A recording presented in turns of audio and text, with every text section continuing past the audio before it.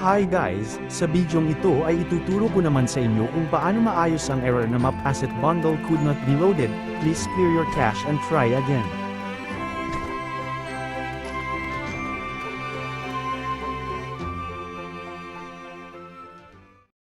Balik lang ulit tayo sa login. Tapos click settings sa top left corner. Tapos clear cache.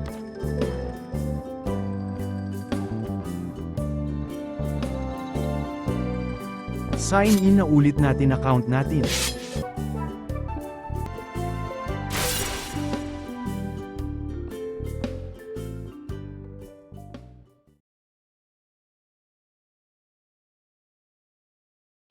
Pumunta na ulit tayo sa building kung saan hindi tayo makapasok kanina.